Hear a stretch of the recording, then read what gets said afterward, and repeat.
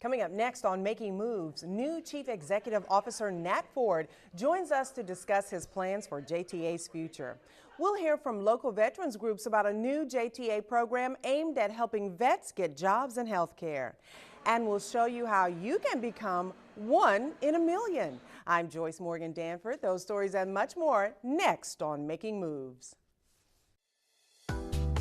Imagine taking a gondola ride through the canals in Venice, experiencing the breathtaking magnificence of the Eiffel Tower, or riding a legendary double-decker bus through the streets of London. For most of us, these are just dreams that will never come true, but they could. Think about saving hundreds, even thousands of dollars a year by doing one simple thing: parking your car and taking JTA instead. Save money, ride JTA, and make your dreams a reality.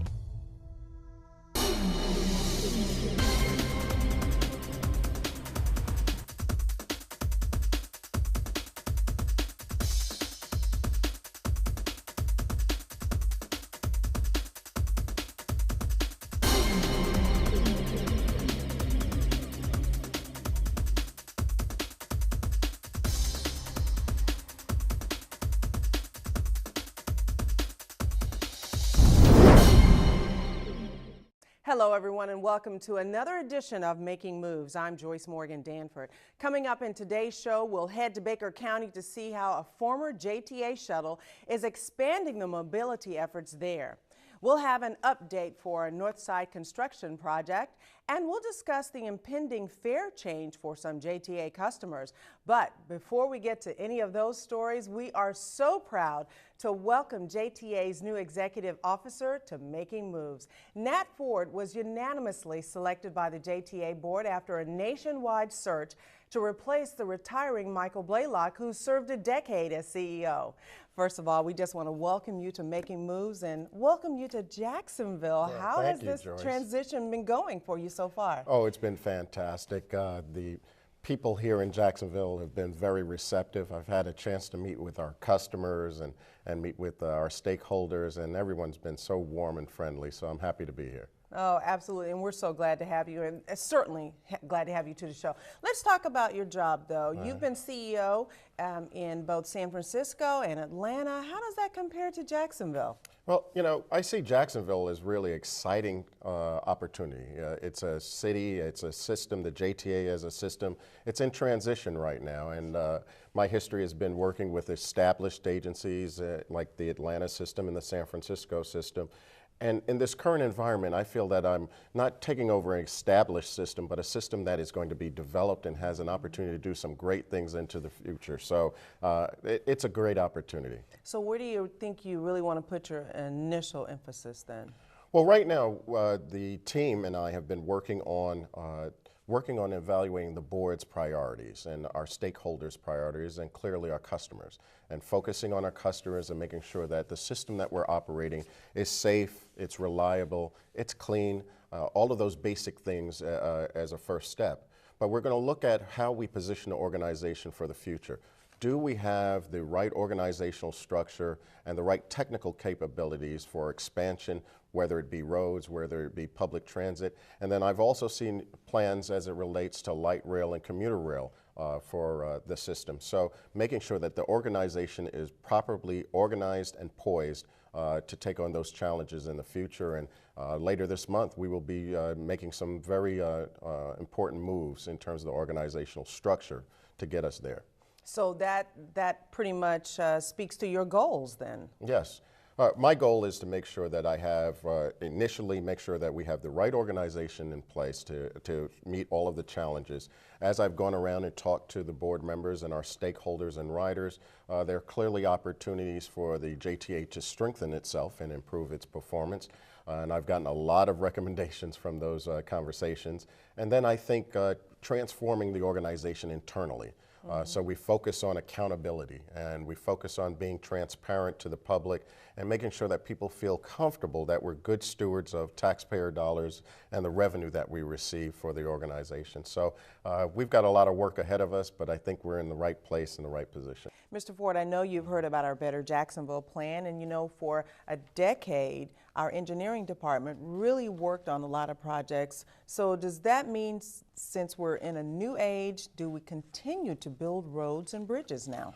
Well, I think there's always going to be a need for roads and bridges in the future, and as the JTA, we need to keep that core capacity at some level in the organization so that when funding comes along and different challenges that need a road or bridge solution, we have the ability to quickly mobilize and get that work done.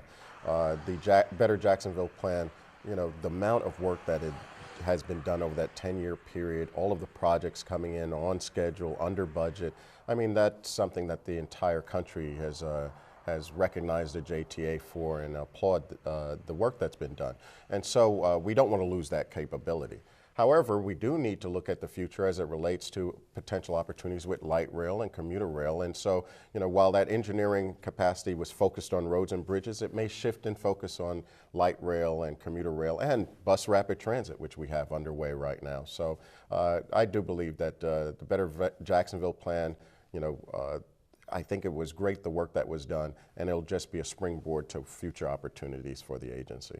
We talk about region, that word comes up an awful lot when we Exactly. talk about JTA. How could the regional transportation plan factor into all of this? Well, clearly, the JTA has to be a major part of any regional efforts and initiatives. And what we see ourselves at this juncture is partner with the regional planners and the regional entities. And I applaud this region for to take this on. I think from a federal funding standpoint, from a regional and state funding standpoint, when we're all working together, there's greater opportunities for us to deliver projects that I think the citizens want us to deliver. So the cooperation that I've seen walking in the door in terms of the regional planning initiative, the regional transportation commission work that has been done, I think it's admirable. And it bodes well for the future of Northeast Florida. You know, one of the things that a lot of people are talking about is energy sources, alternative fuels, and things like that. I know that you participate in the Jacksonville Chamber Energy Policy Forum. So you feel like the agency is going to dust off one of the policies that we had and try to go forward with it, and how would that work? Exactly. It's my understanding about 6 years ago there was some work that was done to examine alternative fuels and identify what would be the next technological upgrade for our rolling stock, our buses. And we are going back and re-examining that work as well as updating it by bringing in some consultants to help us determine what is the next step. There are hydrogen fuel cell buses, which is on the very far end of technology, and then at a very lower end you have hybrid diesel electric buses.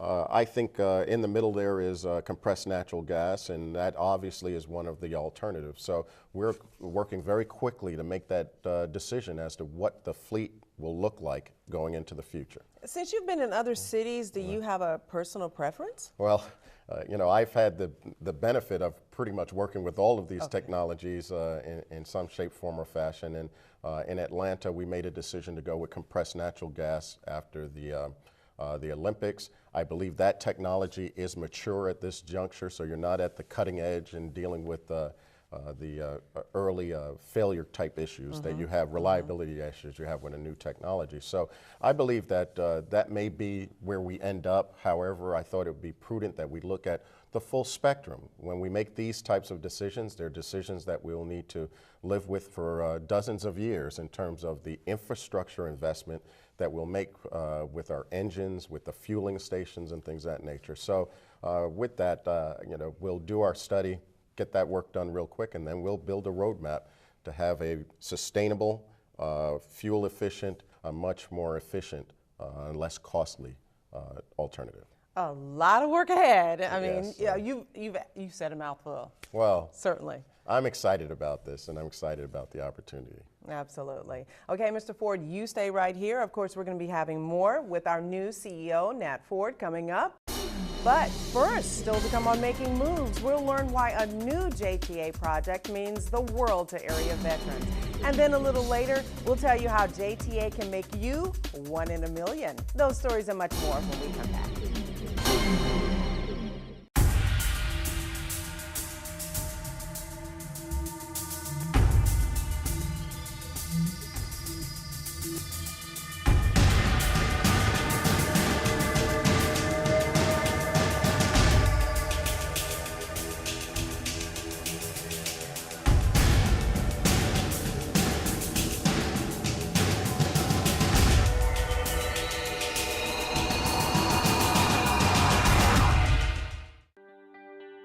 live in a global community where information can be delivered instantly. But having access to information and getting accurate information don't necessarily go hand in hand. That's where we come in. We are Making Moves, the First Coast's premier source for transportation news. At Making Moves, we strive to deliver timely, reliable, and pertinent information about the transportation stories that affect our community. From transit to roads, we've got it covered. Making Moves, now on Facebook. Construction has been completed on a Northside project aimed at improving access at Clark Road and Interstate 95. The nearly $2 million project features 2 new roundabouts that improve traffic flow at Clark Road and Interstate Center Drive, and where a new extension of Interstate Center Drive meets Broward Road. This is a federally funded project to help improve the safety, as well as help improve some of the development of the neighborhoods. We did end up putting a new 3-lane section of roadway. We standardized the roadway width, 12-foot lanes. We added some bike lanes, sidewalks, pedestrian improvements with that, landscaping and lighting. The 2 roundabouts are new features for this area, and we think the people are going to really enjoy it, and no more stopping, just yield and go about your business. Motorists now have a more direct connection between Clark Road, Interstate Center Drive, and southbound I-95. To further enhance safety, Clark Road was widened to accommodate a new turning lane. If you ride JTA with a reduced fare card, change is coming for you starting January 30th. That's when your cash fare will increase from its current 50 cents per ride to 75 cents per ride. This fare change was outlined a year ago when the JTA board approved a system-wide fare change. The new reduced fare rate, which is half the regular fixed route fare, puts JTA fares in line with most other transit agencies around the nation. Reduced fare riders using the Star Card will not see a fare increase. The 31-day reduced fare Star Card will still be just $30. That's less than $1 a day for unlimited rides on JTA. Still a great deal on any budget. To qualify for a reduced fare Star Card or the reduced fare rate, you must be a recipient of Social Security disability or income and have an award letter, a disabled veteran, honorably discharged, and you must have your VA card or your DD 214. A Medicare recipient, you must have your Medicare card, or disabled, approved JTA reduced fare application signed by a physician. Reduced fare customers who want to pay with cash are asked to still tap your Star Card when you board your vehicle. This registers your ride and helps the authority attract more federal monies, which in turn helps to keep fares as low as possible. We are back with CEO Nat Ford. Now, one thing people may not have realized is that prior to that increase 1 year ago to the 50 cents rate, reduced fares, passengers' fares here in Jacksonville had not received an increase in more than 30 years. Is that amazing or what? Joyce, I've been in this industry for over 30 years, and that is a remarkable feat. And it's just amazing to be able to go that along a period without raising fares. And unfortunately, we're at that juncture that we need to do that. We need to make sure that we have the adequate funding to provide as much service as possible here in the city and in the county. So it's very unfortunate, but I think it's necessary at this point. And we are in line with which is the normal standard nationwide, that the reduced fare is usually 50% of the full fare cost. And so with that, we're in line, and hopefully we will not be looking at any future fare increases for quite some time. Okay. Well, if you're 18 years or younger and ride JTA or know someone who does, then you'll want to listen to this story. JTA is changing its policy regarding youth riders. Beginning February 1st, all riders using a youth pass to ride JTA will now be required to show a photo ID. In most cases, a valid public school ID will be just sufficient. Mass Transit Director Clinton Forbes said the ID requirement will eliminate any potential fraud, saving taxpayers a lot of money. All specialty pass users like youth and reduced fare customers are required to show their respective IDs when boarding a JTA vehicle. Youth riders are currently averaging 1,900 trips a day on JTA. That equals nearly 500,000 trips a year. In other transit news, the operation of the Baldwin commuter shuttle is changing hands beginning in March. And thanks to a partnership between JTA, the Baker County Council on Aging, and the Florida Department of Transportation, the shuttle will now offer more trips to more people. This bus is filled with seniors on their way to the Baker County Council on Aging in McClenny for a day of activities. The council has been providing services to the community, including meals, activities, and transportation. These seniors know firsthand as they come every single day. 067. 067. Well, I play bingo once in a while. I play cards, stuff like that. To come down to the center and also for my medical appointments. Shirley Mackey appreciates all that the council is able to do for her, but even so, she admits more is needed. Then there's the Baldwin commuter shuttle that JTA has operated since 2005, providing 2 trips in the morning and 2 in the afternoon to Jacksonville. But it still isn't quite what residents really need. Yet, there appears to be a simple solution to the problem of limited service in Baker County. The Baker County Council on Aging is going to take over operations of our Baldwin service, so it's actually going to start where the people start in the morning. So instead of running an empty bus all the way out to McClenny in the morning, they're going to start at McClenny and come in carrying their passengers and bringing our passengers that have been traditionally riding with us into Jacksonville, and then having a layover time here in Jacksonville where they're actually taking their paratransit passengers to all the medical destinations that they need to go. Liz Peak is the Regional Services Coordinator at JTA and says most times the Baldwin shuttle isn't filled, nor is the Council on Aging shuttle that also goes into Jacksonville. On the other side, Deborah Bowen runs the Transportation Division for the Council on Aging.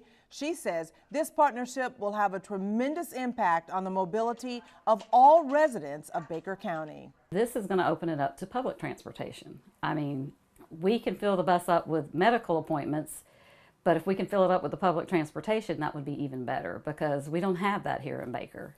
And that's something that that needs to happen here. Bowen says they have a bus and they're working with JTA's marketing department on a special logo. It's a win-win deal and will cost less to operate but mean expanded service. McClenny and Baldwin residents will be able to go into Jacksonville for anything they want or need. Jeanette Bullock also uses the Council on Aging shuttle and serves on the local coordinating board, which is responsible for policy-making decisions in Baker County. Bullock says the partnership promotes independence. I would go and get my hair cut, and I would go shopping. The future of transportation here in Baker County not only includes this new partnership with JTA, but consider this. This will become the new site of their regional transportation facility, 10 acres of land right here in Baker County. We've got $2 million that has been awarded to us, and we just cannot wait to get us a fine facility where we're all together. We can have our buses there. You know, we're excited about it. It's in design now. Veterans have honored us by serving and defending our country both here and across the globe. However, upon returning to civilian life, many vets struggle to find jobs and get proper medical care. Now, a resource program being designed by the JTA with help from area veterans groups will go a long way toward assisting vets and getting the care and transportation they need. Here's more now from Making Moves, Eugene Lindsay. Military bases like Mayport and NAS Jax are a major component in the fabric of Jacksonville.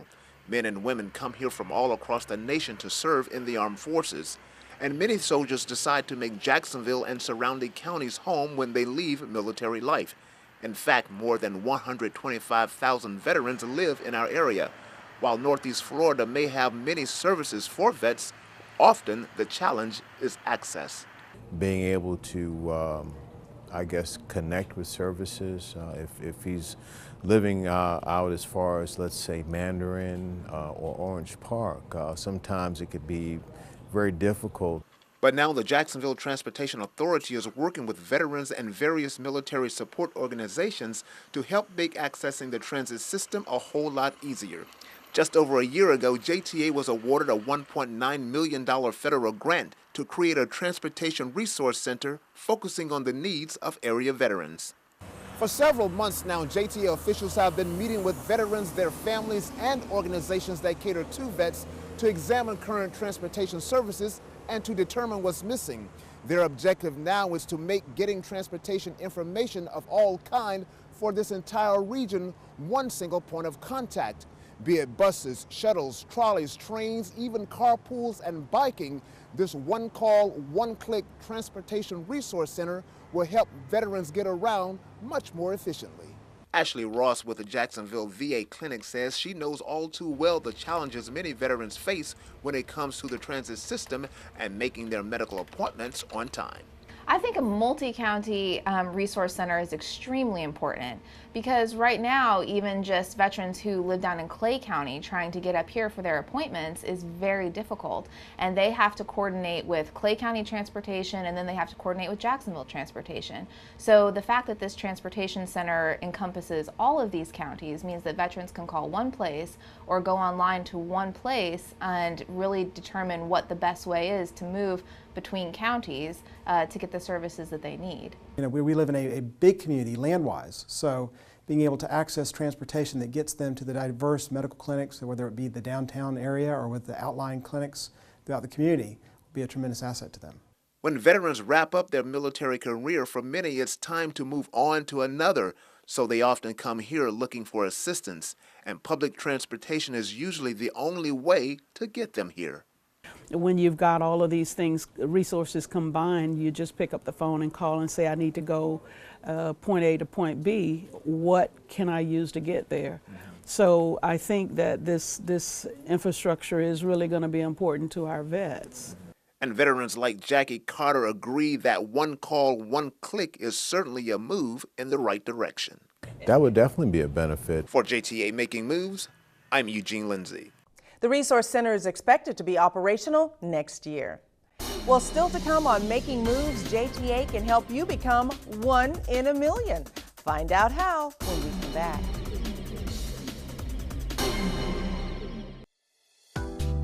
Imagine taking a gondola ride through the canals in Venice, experiencing the breathtaking magnificence of the Eiffel Tower, or riding a legendary double-decker bus through the streets of London. For most of us, these are just dreams that will never come true, but they could. Think about saving hundreds, even thousands of dollars a year by doing one simple thing: parking your car and taking JTA instead. Save money, ride JTA, and make your dreams a reality. Welcome back to Making Moves. Time now for a new segment we call The Last Word. Today's last word is million. Last February, the JTA board announced that riding the Skyway would be free. Ridership saw an immediate spike and hasn't slowed down since. In fact, ridership has been so remarkable that the Skyway is approaching a major milestone. As we near the end of 1 year of free service, JTA is quickly approaching 1 million passenger trips on the Skyway. That's more than double what the ridership was the previous 12 months. I like it because, well, where I live is 3 blocks from Hemming Plaza. Where I work is 3 blocks from Convention Center. I get to and from work in 20 minutes every day. I can't beat it. Absolutely, because if I didn't use it, I'd have to walk every day, which is good exercise, but this is definitely convenient. Definitely convenient. It's very cost effective. We have alternate places to go, like parking in the garage, but I find the Skyway to be the most cost beneficial for riding purposes. I find it is a lot more convenient riding from one point to the other without having to get on the bus. I get to meet different people and talk to them, and I've been able to network. It's helped me some with people that work at the courthouse and other buildings downtown. I do find it enjoyable. You basically can see all the stuff going on while you're riding briskly across the track, and you see the cars and traffic jams. Well, if you've never been on the Skyway or just haven't been lately, the JTA can even help you find a place to go.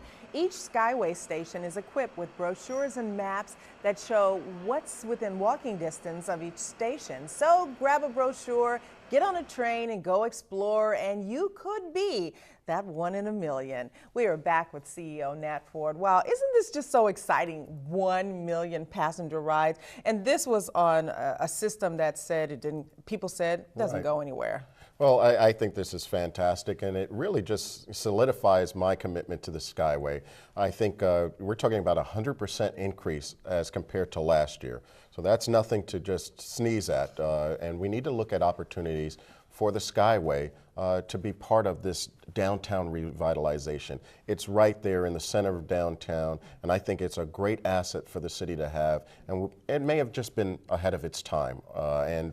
We're looking right now at opportunities to better leverage the Skyway on the benefit of our citizens and downtown users. Oh, absolutely. So success could be in the Skyway's future. And you know, could this be a time for a new conversation about the Skyway and really expanding it? Well, clearly we have to look at how the Skyway, if and when it needs to be extended.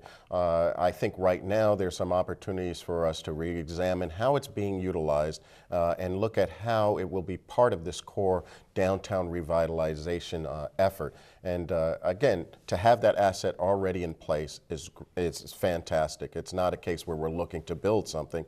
It's taking what we currently have and how do we leverage it towards the future. Oh, absolutely. People are definitely using it. Right. Well, that wraps up this edition of Making Moves. And of course, we have to turn to you and find out, how did it go for the first show? Oh, no, this was great. I believe in transparency. You know, the JTA is a very large organization with a lot of moving pieces and activities. And I think a show like this gives us the opportunity to tell our riders and tell our stakeholders what are some of the positive things that we're doing on a daily basis to improve the quality of their lives, and how we're helping them get to the doctor, how we're helping them get to school and to get to jobs, and how we're part of that economic engine that helps Jacksonville and Northeast Florida move smoother. So. Okay. Thanks so much. And of course, we will be back real soon, and we hope you'll be joining us. Remember, if you missed any part of the show or just want to watch it again, complete episodes of Making Moves are always available online at jtafla.com and on our YouTube channel, JTA 904. And of course, make sure to stay in touch with us on Facebook. For Nat Ford and the entire Making Moves team, I'm Joyce Morgan Danford. We'll see you again the next time we're making moves.